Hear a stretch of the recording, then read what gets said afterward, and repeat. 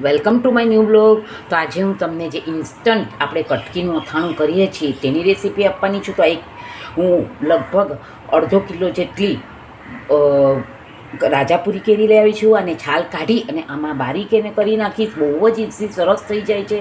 હું તમને દેખાડીશ અને જેટલી કટકી થશે એટલી જ આપણે સાકર લઈશું અને પછી એને મીઠું નાખી અને ઓગળવા દઈશું, એનું પાણી થવા દઈશું.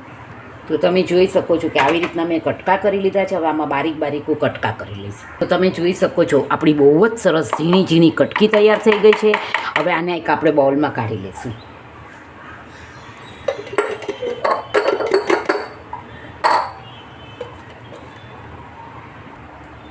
તો તમે જોઈ શકો છો કે મેં એકદમ બારીક સરસ કટકી થઈ ગઈ છે. હવે આમાં મીઠું નાખી અને એનું મીઠાનું પાણી થાય એટલી વાર 10 થી 15 મિનિટ માટે રહેવા દઈશ. આમાં હળદર આપણે નહીં નાખશું, કારણ કે આપણે ઇન્સ્ટન્ટ ગેસ ઉપર કરશું તો હળદર નાખી હશે તો એનો કલર કાળો થઈ જશે, એટલે આપણે ઠરશે પછી જ એમાં હળદર નાખશું. એટલે અત્યારે હું ખાલી મીઠું નાખીને રહેવા દઉં છું. આપણું ઘરનું આખું મીઠું જ વાપરું. તો તમે જોઈ શકો છો કે મેં આટલું મીઠું આમાં નાખી દીધું છે અને હજી જરાક નાખી દઈશ. આ આખું જ મીઠું છે જેને મેં શેકી લીધું છે અને ઠંડુ કરવા માટે મૂકી દીધેલું. અને મેં અથાણામાં બધામાં આ જ મીઠું વાપર્યું છે, જેનાથી લાંબા સમય સુધી આપણે અથાણું બગડશે નહીં. તો હવે આને થોડીક વાર માટે 10 થી 15 મિનિટ માટે રહેવા દઈશ અને પછી આમાં માપ પ્રમાણે પહેલાં તમને સુગર દેખાડીશ અને પછી માપ પ્રમાણે એમાં સુગર પાવડર નાખીશ.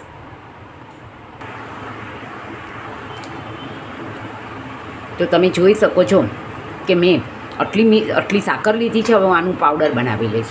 મેં જે તમને દેખાડેલી એટલી સાકરનું આ પાવડર બનાવી લીધો છે. હવે આને હું કેરી સાથે ધીમે ધીમે મિક્સ કરી દઈશ.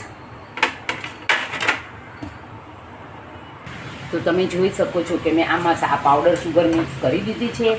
હવે હું આની 1 તારની ચાસણી થવા દઈશ અને સાવ મેં ધીમો ગેસ રાખ્યો છે અને ઠરશે પછી જો તમારે યલો રાખવી હોય તો યલો, અને જો એટલે તમે હળદર નાખવાની, અને જો લાલ નાખવું હોય તો પણ સાવ ઠરી જાય પછી તમે એમાં મરચું નાખી શકો છો.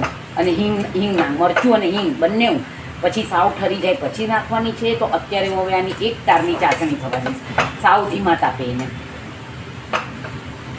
અને તમે જોઈ શકો છો કે આપણે કટકી ઘરે સુધારીએ તો બહુ જ સરસ થાય છે, ઝીણી ઝીણી થાય છે. એટલે તમે આનો ચીલી કટરનો ઉપયોગ કરી શકો છો. તો હું આને સાવ ધીમા તાપે થવા દઈશ ને ઠરશે પછી હળદર અને મરચું નાખીશ.